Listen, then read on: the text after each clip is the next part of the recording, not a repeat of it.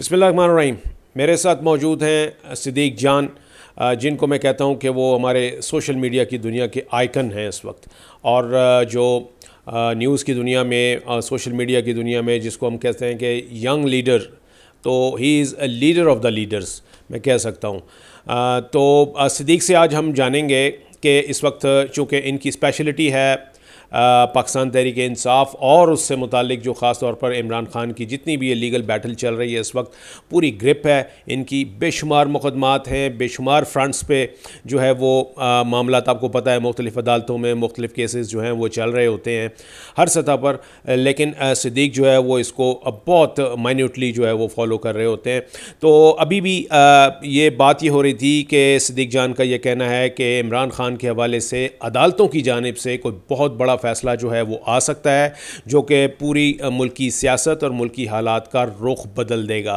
दो तरह के मुकदमात चल रहे हैं इमरान ख़ान पर। आपको मालूम है कि एक तो 9 मई के मुकदमात हैं जो लाहौर में रजिस्टर्ड हैं केसेस, और ये तकरीबन 16 मुकदमात हैं। और इसके अलावा दूसरा जो मुकदमा जो उनकी ऐन मौके पर रिहाई को रोकने के लिए बना दिया गया था, वो था तोशाखाना में नैब ने जो एक नया इनके ऊपर गिरफ्तारी जो है वो डाली थी। तो ये दोनों मुकदमात उस वक्त अदालतों में हैं, लेकिन किस स्टेज पे हैं ये हमें बताएंगे सिद्दीक। सर, एक तो बहुत शुक्रिया सर, आपकी ज़रा नवाजी है। मैं देखने वालों को बता दूं कि आप हमारे दादा उस्ताद हैं, तो जिनसे हमने कोर्ट रिपोर्टिंग सीखी है उन्होंने आपसे कोर्ट रिपोर्टिंग सीखी है। सर बहुत शुक्रिया। लेकिन सर बात यह है कि मैं एक चीज़ देख के हैरान हो रहा हूँ कि इमरान ख़ान साहब के जो कोर्ट्स में इस वक्त केसेस हैं ना, इतनी हाइप नहीं है कि शायद किसी को, क्योंकि इसमें हुआ ये है कि असल में ना एक परसेप्शन बना दी गई है कि इमरान खान बाहर नहीं आ सकता, इमरान खान को बाहर नहीं आने दिया जाएगा, इमरान खान पे क्रॉस है, इमरान खान ये है, इमरान खान वो है। वो परसेप्शन इतनी इस्टेब्लिश कर दी गई है कि कोई अब ये बात नहीं कर रहा कि इमरान खान रिहा भी हो सकता है, कोई भी ये बात नहीं कर रहा। वो परसेप्शन इतनी ज़्यादा बना दी गई है। सर मैं आपको बता रहा हूँ कि अदालतों में जिस स्टेज पे केसेस पहुँच गए, इमरान खान की रिहाई का बड़ा हुक्म आ सकता है।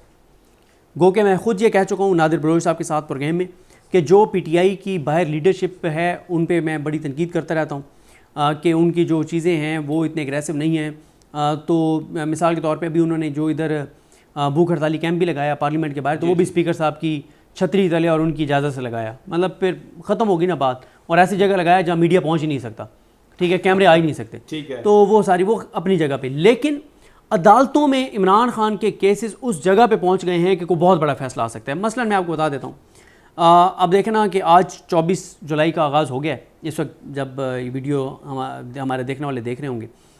आज इस्लामाबाद, आज लाहौर एक कोर्ट में बहुत बड़ा केस है इमरान खान साहब का। इमरान खान साहब के 9 मई के 12 केसेस में गिरफ्तारी डाली गई। अच्छा, इससे पहले मैं ये भी बता दूँ सर कि इमरान खान साहब को जो पहले फेज़ में ना 27 गिरफ्तारी इमरान खान की डाली गई।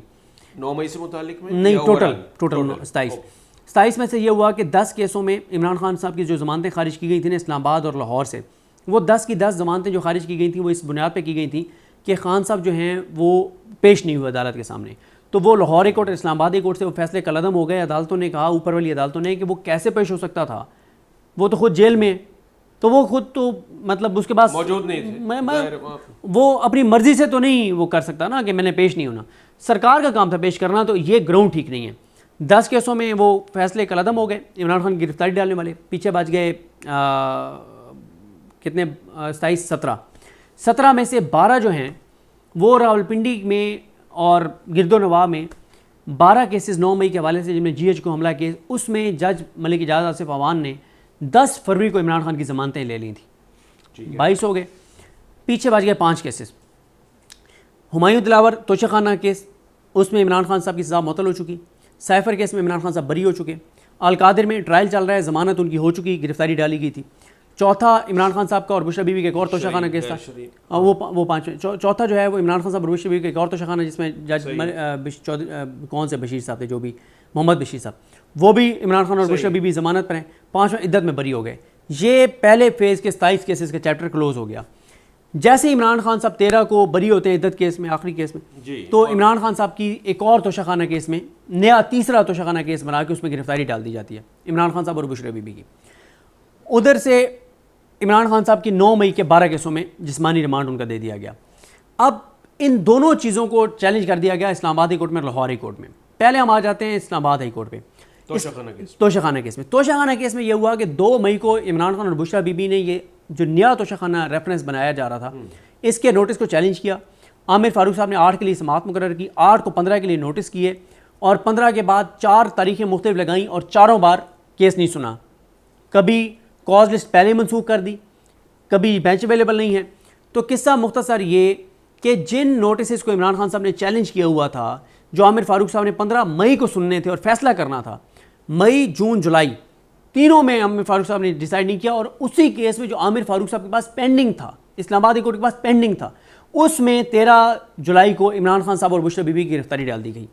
13 जुलाई को ही इमरान खान साहब की लीगल जो टीम है, सलमान सफदर साहब हैं, उस्मान रियाज गिल साहब हैं, इन सब ने इमरान खान साहब और बुशरा बीबी की जो ज़मानत है वो ट्रायल कोर्ट में भी डाल दी। ट्रायल कोर्ट में जज साहब ने नोटिस कर दिया और हालांकि वो नोटिस कर चुके थे ज़मानत कबल अज़ गिरफ्तारी की, उसके बावजूद उसी केस में जज साहब ने उनको इजाज़त दे दी गिरफ्तार करने की।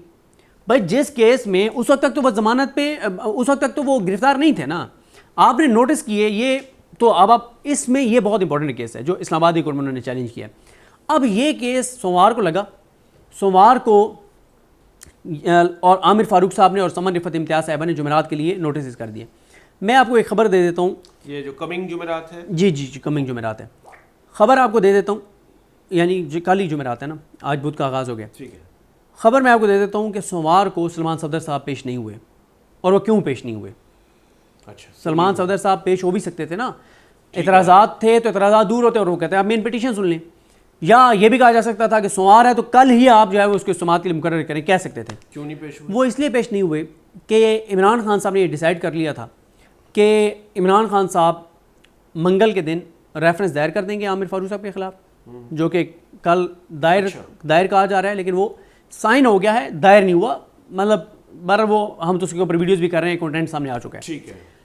इमरान खान साहब का ये है कि मंगल को ही रेफरेंस दायर होगा, बुध के दिन यानी आज या कल जुमेरात को केस से पहले आमिर फारूक साहब पर अदम एतमाद की दरख्वास्त दायर हो जाएगी इस्लामाबाद हाई कोर्ट में इमरान खान की तरफ से, कि क्योंकि मैंने आपके खिलाफ रेफरेंस दायर किया हुआ है, इसलिए आप मेरा केस ना सुने, आप मेरा केस ना सुने। और पहले भी इमरान खान साहब और बुशरा बीबी की दरख्वास्तें पेंडिंग हैं जिसमें उन्होंने कहा कि आप हमारा केस ना सुने। अच्छा, अब रेफरेंस दायर हो गया, अब जुमेरात को जो आमिर फारूक साहब सुनने जा रहे हैं ना, अच्छा कुछ वकला का भी ख्याल है कि हमने रेफरेंस दायर कर दिया, आमिर फारूक साहब पर प्रेशर होगा, अब आप अदम एतमाद ना करें इनके ऊपर। वैसे भी आप, क्योंकि सर आप, हमने तो आपसे सीखा है कोर्ट रिपोर्टिंग, जज ने खुद फैसला करना है, ठीक है, कि उसने बैठना या नहीं बैठना, तो उसमें यह है कि आप ये ना करें, लेकिन यह है कि आप अदम एतमाद की दरख्वास्त आज या कल दायर हो सकती है। दूसरा यह है कि आमिर फारूक साहब पर अब ये दबाव ज़रूर है कि जिस चीज़ को उन्होंने पेंडिंग रखा, और पीटीआई कहती है कि उन्होंने सहूलतकारी की इस निज़ाम की कि पेंडिंग रखा केस और उसी में हमें गिरफ्तार करवा दी इमरान खान को, उनके ऊपर दबाव भी है। और उसमें टेक्निकल बहुत स्ट्रॉन्ग पॉइंट है, कानूनी तौर पे बहुत स्ट्रॉन्ग पॉइंट है कि जब एहतसाब अदालत के जज नोटिस कर चुके थे ज़मानत कबल अज़ गिरफ्तारी की दरख्वास्त पर, तो वो गिरफ्तारी कैसे उनको करने दे रहे हैं वही एहतसाब अदालत के जज। अगर इसमें इमरान खान साहब के इस अरेस्ट को इलीगल करार दे दिया जाता है और अदालत पहले उन नोटिस को सुन लेती है कि वो लीगल हैं या इलीगल हैं, और अदालत उसको इलीगल करार दे देती है कि एक ही जुर्म पे बार बार आप प्रोसिक्यूट नहीं कर सकते, इस पे एक अदालती फैसले भी मौजूद है, अदालती खुद काजी फैसल साहब का फैसला मौजूद है दैबिया वाला। अब इसमें यह है कि अगर इस पर यह फैसला आ जाता है हाई कोर्ट से, तो इमरान खान साहब का नए तोशाखाना केस का चैप्टर क्लोज। अल-कादिर में यकम तक इमरान खान साहब कन्विक्ट हो जाएंगे, उसमें अगस्त के अंदर अंदर इमरान खान साहब की ज़मानत हो जाएगी कंफर्म 100%, चाहे ट्रायल कोर्ट से हो चाहे हाई कोर्ट से हो, वो अगस्त से आगे मामला नहीं जाना। नए तोशाखाना केस का रास्ता बंद हो जाएगा कि आप नहीं बना सकते। अल-कादिर में कन्विक्शन हो जाएगी, होनी है, हर सूरत में होनी है, मोहम्मद अली वड़ाइश ने फैसला सुनाने ही सुनाने, उसमें इमरान खान की ज़मानत हो जाएगी। अब आ जाए आप 9 मई वालों पे। 9 मई वालों में आज के दिन बहुत अहम है, लाहौर वाले 12 केसेस में उनका जिस्मानी रिमांड दिया गया बगैर इमरान खान को पेश किए। अच्छा, यानी रिमांड ले लिया गया लेकिन फिजिकली मौजूद नहीं थे, वीडियो लिंक पे उनकी हाजिरी लगाएगी। इसको उन्होंने चैलेंज किया है। आज जस्टिस तारिक सलीम शेख साहब के पास ये केस है और अनवारुल हक साहब के पास, और दोनों जज तगड़े जज हैं। आज अगर अदालत इमरान खान साहब की जिस्मानी रिमांड को इलीगल करार दे देती है तो ये चैप्टर भी क्लोज हो गया, ठीक है। और 9 मई वाले मामले में एक बार ये चैप्टर क्लोज हो गया और ये डिसाइड हो गया कि एक ही, फिर आगे पीटीआई और भी कुछ चीज़ें करने जा रही है। अब वो इन एफआईआर को चैलेंज करने जा रही है, इस चीज़ को चैलेंज करने जा रही है कि एक ही जुर्म में मल्टीपल FIR नहीं हो सकती। ठीक है। सोना बीबी केस या पता नहीं कौन सा केस है, सुप्रीम कोर्ट का उसका फैसला है। बाज़ सूरत में अदालत जो है वो एक आपको इम्यूनिटी भी दे देती है कि जी हाँ अब मजीद जो है इनके खिलाफ कोई इस तरह के वो केसेस ना दायर। बिल्कुल। ये जब सनम जावेद को यहाँ पेश किया था ना, तो मियां गुल साहब बहुत तारीखी फैसला देने जा रहे थे, लेकिन उसमें हुआ ये था कि वफाक ने सरेंडर कर दिया ना। उन्होंने पहले ही कह दिया कि हम उनको ना इस्लामाबाद वाली FIR में गिरफ्तार कर रहे हैं, बलूचिस्तान वाला भी ख़त्म और फलाना ख़त्म और सारा। लेकिन तारिक महमूद जहांगीरी साहब की का फैसला मौजूद है शेख रशीद वाले केस में, जिसमें उन्होंने कलअदम कर दी बाकी FIRs कि एक FIR आपने काट दी, कहीं और भी वो उसी तरह का मामला हुआ है उसका, वो उसी में आप आगे उसको वो करें प्रोसिक्यूट, उसी में आप वो करें, वो अलहदा केस के तौर पे नहीं, अलहदा केस के तौर पर नहीं। अब अगर ये पॉइंट डिसाइड हो जाता है कि 9 मई का से जो पहली FIR इमरान खान पे हुई थी ना, उसी में आप उसको चलाएंगे, बाकी FIRों में नहीं, तो वो चैप्टर भी क्लोज हो गया। लिहाजा सर मैं ये समझता हूँ कि इमरान खान की रिहाई का 2020 शुरू हो चुका है। 2020 मैच लंबा नहीं है। ठीक है। दोबारा कहूँगा मैं, PTI की लीगल हिकमत अमली देखूँ, ज़ीरो। लीगल कहता हूँ, सॉरी, पॉलिटिकल ज़ीरो। कोई उसमें वो एक गैदर ही नहीं हुए हैं कोई इसमें, दैट्स आउट ऑफ स्टीम। बिल्कुल ना इत्तेहाद है, ना कोई इफेक्टिव बात है, ना कोई एजिटेशन है, ना कोई दबाव है, कुछ भी नहीं है, ज़ीरो। जो है हवाई फायरिंग है सिर्फ। अदालतें अपने पाँव पर खड़ी हो गई हैं और मामलात हैं अदालतों में। ठीक है। अदालतें जिस देखें, अब ये 9 मई वाले केस इकट्ठे हो गए, 16 FIRs हैं जो मुझे पता चला है अब तक लाहौर में, टोटल 9 मई की। 4 में इमरान खान साहब जमानत पर हैं, 12 में 12 का ये कल चैप्टर क्लोज हो गया ना। ठीक है यहाँ पे भी पिंडी में 12 FIRs थी, हो गई ना 9 मई की जमानतें, जी। और कोई ऐसा केस नहीं है। ठीक है, 9 मई का। आप साथ ही ये भी कह रहे हो कि वो जो 190 मिलियन पाउंड वाला केस है अलकादरी उसमें वाला, उसमें कन्विक्शन हो सकती बिल्कुल है। कन्विक्शन होगी, हो नहीं सकती, होनी है। यानी तो फिर उसमें फिर रिहाई, अच्छा उसमें रिहाई देखें, रिहाई तो उसमें इमरान खान की 1 माह डिले हो जाएगी, 15 दिन, 20 दिन, 25 दिन, 1 महीना, लेकिन ये चैप्टर क्लोज हो जाएंगे। नए तोशाखाना केसेस, नए 9 मई के केसेस, ये चैप्टर क्लोज हो जाएगा। लिहाजा मैं समझता हूँ कि इमरान खान साहब की रिहाई के हवाले से बहुत बड़ा कोई फैसला आ सकता है। मैं सिर्फ आपको एक चीज़ बता दूं सर, मैं काउंट कर रहा था, बल्कि वो हमारे भाई हैं बैरिस्टर साद रसूल साहब, उनसे मेरी बात हो रही थी, तो मैंने उन्हें कहा कि आजकल लिफ्ट हमें ज़्यादा करा दिया करें, क्योंकि सारे मामलात ही अदालतों में हैं तो हमें पूछनी होती हैं। और अब मसला ये है कि बड़े बड़े वकील हैं जिनसे हम पूछते हैं, ज़ाहिर है जैसे PTI के केसेस हैं, उस्मान रियाज गिल साहब से हम पूछ लेते हैं, अज़हर सिद्दीक साहब से पूछ लेते हैं, सलमान सफदर साहब से पूछ लेते हैं, कुछ हैं खैर वो बड़ी मोहब्बत और शफकत करते हैं, फैसल चौधरी साहब हैं, उनको तो 10 बार फ़ोन करें तो वो अवेलेबल होते हैं। तो मैं उन्हें साद रसूल साहब को ये कह रहा था कि लिफ्ट कराया करें, क्योंकि मैं सिर्फ उनको इस हफ्ते का बता रहा था, ये जो हफ्ता चल रहा है सोमवार से लेकर हफ्ते तक 2 हाई कोर्ट्स और ATC केसेस, 2 हाई कोर्ट्स और ATC अदालतें मिला के और ये डिस्ट्रिक्ट कोर्ट्स मिला के 97 केसेस की समातें हैं एक हफ्ते में PTI से रिलेटेड। 97 सेंचुरी समझ लें, सेंचुरी 100।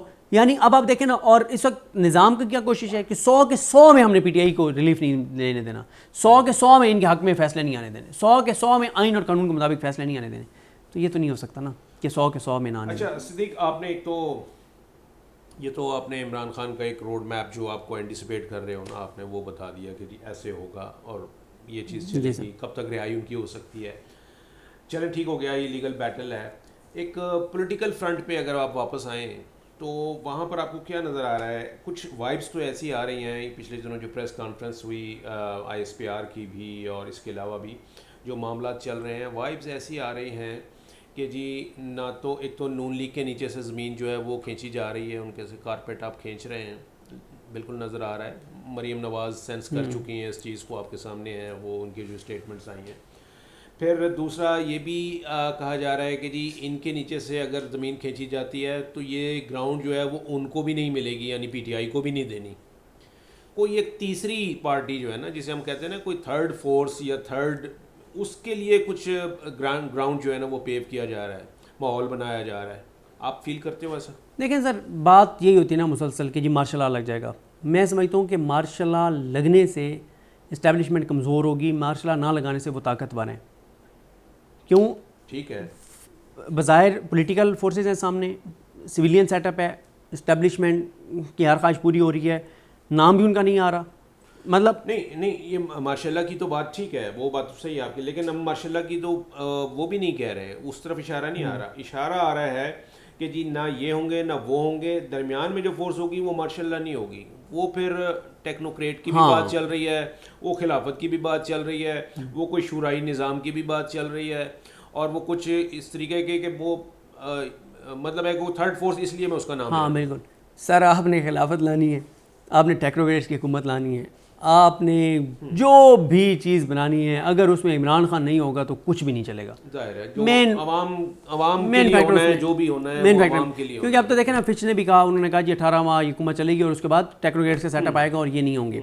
देखें सर, मैं तो सिर्फ एक बात कहता होता हूँ कि जब नून लीग गालियाँ दे रही थी ना इस्टेब्लिशमेंट को, तो एन उसी टाइम पे मोहम्मद ज़ुबैर साहब जाके आर्मी चीफ से मुलाकात भी कर रहे थे। अच्छा, जब इस्टेब्लिशमेंट उनके खिलाफ कार्रवाइयाँ कर रही थी तो उसके बाद फिर DGI और आर्मी चीफ दोनों मोहम्मद ज़ुबैर साहब को मिल रहे थे। जब उधर से मियाँ साहब गालियाँ दे रहे थे तो बैक एंड पे मियाँ साहब डायरेक्ट मीटिंग्स भी कर रहे थे स्काइप पे और वीडियो लिंक पे। ठीक है, कहने का मकसद यह है कि कभी कभी ना जो चीज़ें हो रही होती हैं वो आंखों का धोखा होता है, वो जो दिखाने के, और ठीक है। वो बिल्कुल अब आप देखें, अगर कल को ये पता चले, अगर कल को ये पता चले कि जब PTI के सेक्रेटेरिएट पे क्रैकडाउन हो रहा था, जब पकड़ धकड़ हो रही थी, सारे लोग उठाए जा रहे थे और नून लीग कह रही थी कि तुन दिया है, ठोक दिया है, ये कर दिया है, वो कर दिया है, वो आज का ट्रेंड भी ऐसे चलाते हैं ना, तो इदारों की शख्सियात को टैग करके मतलब उनके नाम से ट्रेंड बनाते हैं, तुन के रखो और फलाना ढिंग ने इस तरह की हुकूमत बना रही है ट्रेंड। तो उस वक्त पता चले कि जब इधर ये सारा कुछ हो रहा होता, सारे इधर देख रहे थे, तो उधर अडयाला में पता नहीं क्या हो रही थी, हैपनिंग्स हो रही थी और मुलाकातें हो रही थी, आने जाने, मैं फ़र्ज़ कर रहा हूँ होता है, और ये होता रहा हाँ, है, ये ठीक है। मादी में मतलब हिस्ट्री में और ऐसा पता होता चले है। कि 2 हफ्ते बाद, 1 अगस्त के फ़ौरन बाद जो है वो, यानी आज से अगले 2 हफ्ते में पता चले कि इमरान खान बनी गाला शिफ्ट हो गए, तो फिर कैसा होगा? मैं इम्कानात की बात कर रहा हूँ। बिल्कुल सही है, ठीक you है। never know, लेकिन ये जरूर इस है मुल्क कि में जो नजर आ रहा हो, इस मुल्क में होता इसी तरह से है, होता इसी तरह से। बात सही है बिल्कुल। तो ये इससे मतलब एक पॉलिटिकली मैं फिर ये पूछूंगा आपसे कि वैसे क्या इज्यूम किया जाए कि ये जो एक पॉलिटिकल अनार्की है, ये क्यास है, ये मुल्क में जो एक अबतरी की वाली कैफियत है, वो नज़र आ रहा है कोई ऐसा कि जी हाँ ये जनाब जी बस 2 महीने की बात है, या इस तरह से, मतलब आई कांट फोरसी, मतलब मुझे तो नहीं नज़र आ रहा कोई ऐसा कि जी फौरी तौर पे कोई रिलीफ मिलेगा जनाब। हम तो अपनी सोच रहे हैं, आवाम की सोच रहे हैं। 100% ठीक कह रहे हैं। होप मैं वीडियो के बाद आपको उनका नाम भी बता दूंगा, आप के कुलीग ही हैं, मतलब आपके चैनल में नहीं है, लेकिन मतलब बड़े सीनियर एक सहाफ़ी हैं और जो बड़े नाक़िद हैं PTI के। अच्छा। और अपराइट जर्नलिस्ट हैं। तो मैंने उनसे, मेरी मुलाकात हुई कहीं पे आज से कोई 10-15 दिन पहले, तो मैंने उनसे पूछा, मैंने कहा सर ये बताएं कि हम तो जब बात करते हैं तो हमें कहा जाता है कि हम ख्वाहिश को ख़बर बनाते हैं, वो ज़ाहिर है हमारे सबको हमारे जज्बात, हमारी चीज़ों का पता है। मैंने कहा ये बताएं आप क्या देख रहे हैं कि आज से 1.5-2 महीने बाद क्या हालात होंगे? ठीक है। तो उन्होंने मुझे कहा यार जो भी होगा ना ये नहीं होगा। मैंने कहा क्यों ये नहीं होगा, ऐसे नहीं चल सकता। मैंने कहा क्यों नहीं चल सकता? उन्होंने 2 बातें बड़ी अहम की। उन्होंने कहा पहली बात यह है कि महंगाई के कर्ब और महंगाई की आग ने अब उन लोगों को लपेट में ले लिया है जिन लोगों की पॉलिटिकल एफिलिएशंस नहीं है। सही है, ठीक है। पाकिस्तान में ऐसे करोड़ों लोग हैं जिनको ये फ़र्क नहीं पड़ता कौन वज़ीर आज़म है, कौन हुकूमत में, बस ठीक है हमारा घर चल रहा है ना, ओके है। उन्होंने कहा अब आग उनके घरों तक पहुंच गई जिनकी पॉलिटिकल एफिलिएशंस नहीं है, जिनको ऐसे फ़र्क नहीं पड़ता था अभी कौन है और कौन नहीं है।